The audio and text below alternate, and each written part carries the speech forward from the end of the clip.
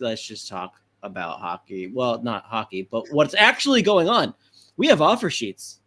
We got offer sheets, baby.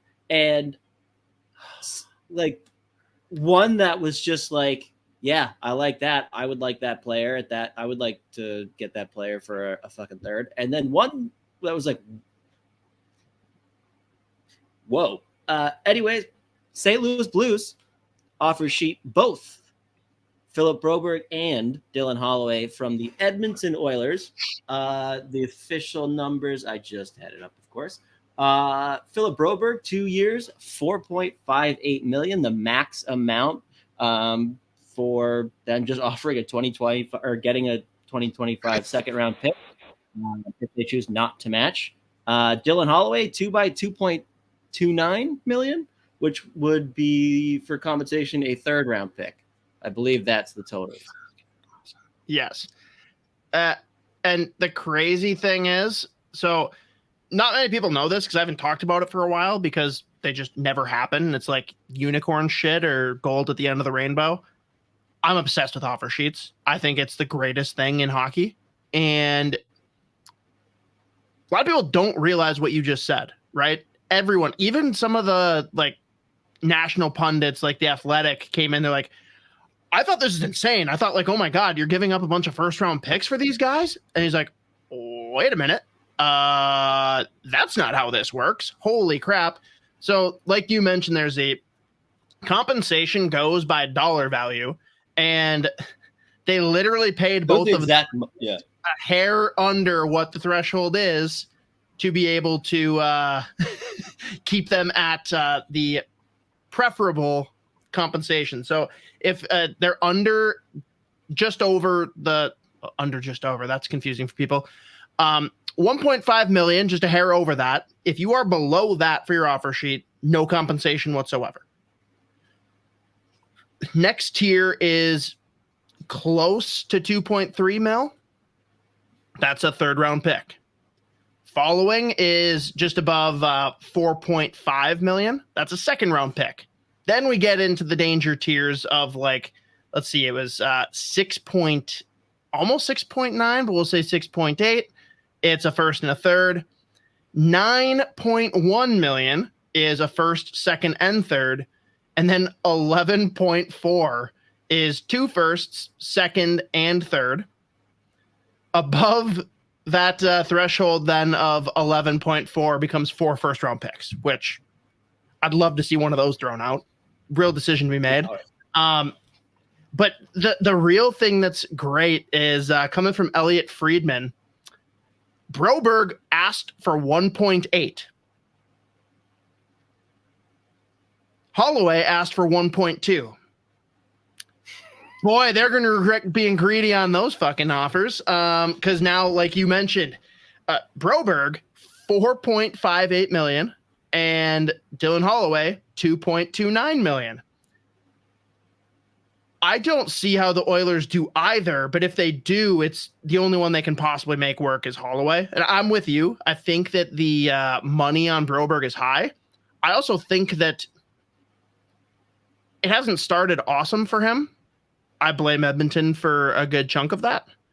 I think there's more upside to his game than Holloway's. Maybe you disagree. No, not at all. So, and a little bit more on each of these guys. So Broberg, 8th overall in 2019. Good size, right shot D-man, super high profile in his draft year. Obviously, like you said, has not gone well in Edmonton. Very few drafted players outside of like the guys that went first overall or like Draisaitl there have like it's gone pretty not great for a whole lot of those guys. But especially when you look at like their back end, not the most friendly environment for a young defenseman to be in. He's played a total regular season 81 games, which again, the fact that the money is 4.58 for 2 years. He's played 81 regular season games, 13 points, is -5 with 10 pins, averaging just under 13 minutes a night. Played 20 playoff games, where it's actually been real. Like when they inserted him in the lineup, this playoffs, I actually think he looked a lot better than he did the regular season. That's pretty much been the case for him in the past as well. 3 points in 20 playoff games, plus 11 and averaging just over 11 minutes time on ice. Dylan Holloway, 14th overall in 2020, 89 regular season games, 18 points, 56 penalty minutes, -1, 10.5 minutes time on ice. Playoffs, 26 games, 7 points, so almost the same amount of regular or playoff points as he has regular season, and just over 11 minutes time on ice. Both players, honestly, have looked like significantly better in the playoffs than they have in the regular season. Holloway, I thought, looked real good towards the tail end and was a big reason that they stretched that final series to 7 games. Like he was a nice complementary piece where he's got really nice hands and skill, but he also can play at speed, to which like was the reason really that he was able to play in Edmonton's top 6. I think they both have decent enough upsides. I don't see Broberg as a top pair D-man. I don't see Holloway. I think Holloway could be a fringe second line guy. But like you said, the 4.58 for Broberg is incredibly high. That's a pretty big bet on the change of scenery, like benefiting him to the max. I totally get it. And like another, and like you were saying, the offer sheets never happen. And the ones that do, like the second you see what the offer is, you're like, oh, they're gonna fucking match. Like there's no chance they don't. Like even a big one like Aho, that was never not getting matched. But this one really puts Edmonton in a bind where I think when you look at both players, how young they are, the positions that they play, and the fact that right now they're not going to be signing, or well, in theory, wouldn't have been signing very big tickets. Those are two pretty critical players, not just for now, but like going into the future. If they match and they sign both of those guys, that puts them $7.2 million over the cap as is. And they've got a ton of work to do to get under or be cap compliant for next season. So not only is this two players that St. Louis looks at and says, like, in terms of like what we would give up outside of just the money, not crazy. Two players that, like, when you look at their prospect pool, it's right probably in the middle to the bottom end. And obviously those are two guys that can probably they will be inserted in play right away. So two good players to add into their lineup, both now and in the future. Not crazy compensation in terms of like the picks that you're giving up. And you put Edmonton in a real bind trying to figure out if they actually want to match, which again, if they do match, there's $7.2 million over the cap. So not only is this offer sheet really fun because it's pretty 50-50 whether or not Edmonton's going to match. They're probably not going to match the Broberg one. So it's actually going to be successful, most likely, at least one of the two. But like, it's meaningful players. It's going to be an offer sheet that probably works, at least with one. So it's fun. And then I know Cam Robinson tweeted out that he would like asked around the league, and it sounds like there were several teams looking at this exact scenario as well. And with the cap going up, and with some of these contracts around the league, they're like, we say this every year, but it sounds like there's a lot more teams that have the appetite for like throwing out offer sheets more and more. So like the fact that we might get more of these and like more that will actually put teams in a bind / be realistic. I love that. That's delicious. That is delicious stuff. We'll use that word again. The best part, Edmonton really can't clap back because they've got the Draisaitl and McDavid extensions on the horizon. So they can't even take another swing at St. Louis. But I got to ask you, there's 3 potential angles here on how this came to be. Because they did telegraph it to them, like when there was discussion around potentially sending Buchnevich there at the deadline. Those are the 2 players they asked about. But is this one, Doug Armstrong being like, I'm out in like a year or 2 anyways, and Steen's replacing me? Let him retaliate. I don't give a crap. 2, this is Steen coming in and making his stamp and saying, fuck you guys for bringing in dirtbag Bowman. Or 3, this is the the scorned ex-girlfriend in Peter Chiarelli saying, yeah, go get those Edmonton Oilers. Do it. All 3 of those are delicious as well. I love the idea of Steen coming in and being like, all right, fuck these motherfuckers. And just really like getting that started off well. I don't know, but again, I do like it's these 2 players. It's one thing when like an offer sheet gets thrown out. Like, again, we were just talking about they're usually pretty unrealistic / they're going to match. But like these are 2 such interesting players because like, again, they could be so important for Edmonton down the line. And we've seen flashes of Holloway be a really fucking good player. And those are two players that, like, when you look at St. Louis, such good players to target. And, like, there's a range of outcomes for both guys. And it's not like a crazy, like, several years. It's like 2 years, and, like, we're making it somewhat of a gamble, but if it doesn't work out at the same time, like, 2 years. And the cap continues to go up as well. So I love this. Like, it really, like, if you're Edmonton, you really, really have to, like, sit there and, like, just add this to your list of headaches with, like, that's going on right now. Because, like, you got, like, Evander Kane getting surgery too. Is he going to be ready to start the season? Like, plus, again, McDavid, Draisaitl contracts. Like, it's just another headache. And I'm okay with the Edmonton Oilers suffering through several fucking headaches constantly to add to their little PR.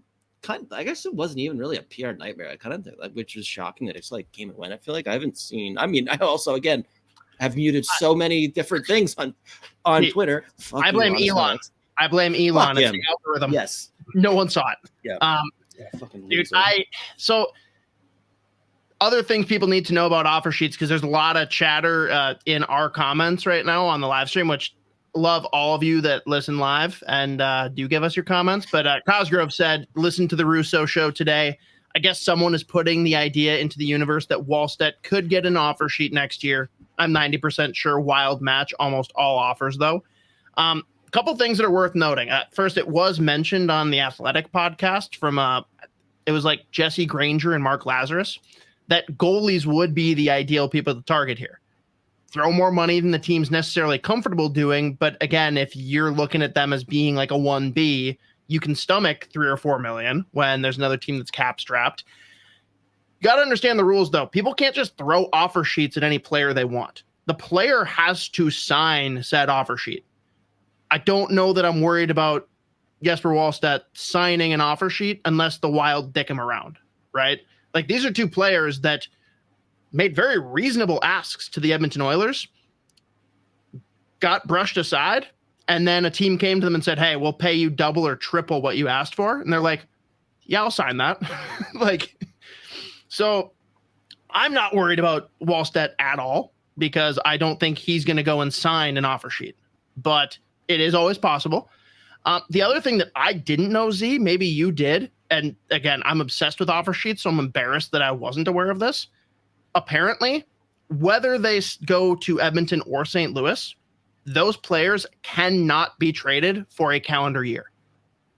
And that adds a big wrinkle, because a lot of people are like, oh, why doesn't Edmonton just like match the offer and then trade them and get something? No, you have to keep a player that's signed via offer sheet, period.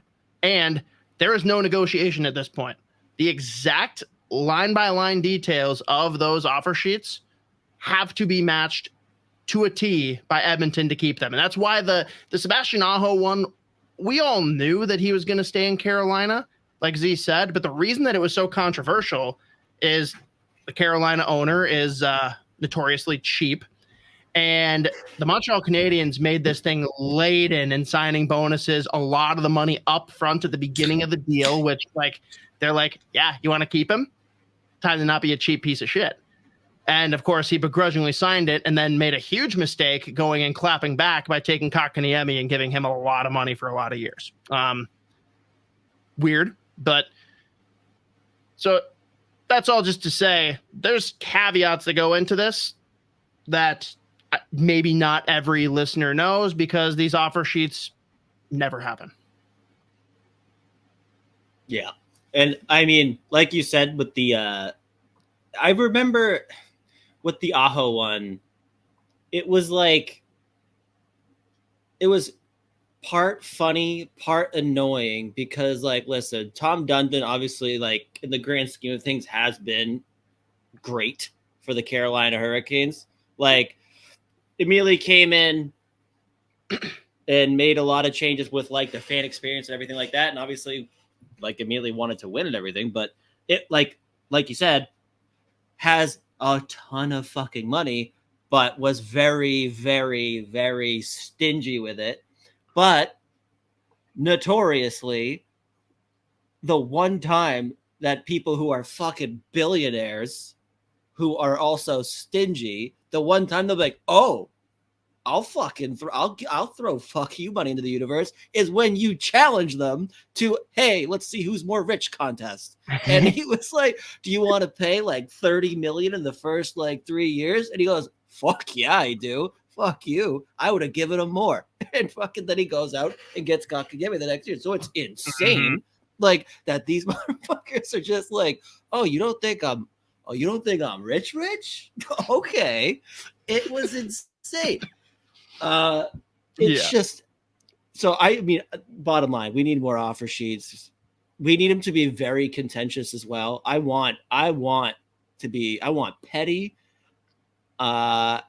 And I just want people on their toes all the time. But this one was beautifully constructed, really well done from St. Louis. Again, any headache added to Edmonton's list of headaches, I'm all for. So I think it's really well done all around. And again, like I love the idea of both of those players in St. Louis. I mean, I don't love it because I don't like St. Louis whatsoever. But again, like two players that ideally would fit really well in St. Louis. And especially Broberg. I just want him out of Edmonton because I do think there is a really fucking good hockey player in there. And like the Edmonton Oilers are not a young defenseman who has a lot of offense in his game friendly environment. Like that's just not that's not the place to be. Unless you're a unicorn like Bouchard. Right. There's like, and he's not there. Like that's just not it. So I love this. Like, 4.5. Now, not the best. Crazy. The best. Z, did you see the thumbnail that Isha made for this? Oh, is that what he sent us? Check the Twitter DM that he sent us. Yeah. Yeah. So in my head, I was like, I brought it up to him. I'm like immediately thinking they are going to put this guy, being Broberg, on a D pairing with Ryan Suter, and we're going right back to I'm not going to the fucking corner. Yeah. And we have Spurgeon reborn. Oh God, poor bastard has no idea. He has no idea. He's like, I shouldn't have fucking signed this. Tell you what, for 4.5, he's like, that's fine. I'll go into the corner. I'll forecheck too. Suter actually does. Suter's gonna sit down. They gave you 4.5, dude. Nice. Like, the idea 4.5 when you asked for what? Play poorly enough that you get bought out. You go sign with another team, and then you're double dipping. Yeah, listen, bro. Let me tell you how this really could go well for you. Now, first thing you have to do is sign a 13-year contract. He's like, Ryan, I can't do that. They don't let you anymore. He's like, no, 13-year contract. He's like, you don't know the owner? You're not, okay. Well, I don't know what that's like. Next thing you need to do, get some dirt on the owner. Yes, that's a given. Oh man, that's fun. But yes, I'm just so happy about all of the storylines with this and the fact that we got a double offer sheet, which is the way you need to do it, and that it's happening to Edmonton right on the heels of bringing in scumbag Stan Bowman. It's just phenomenal. I love it. Beautiful.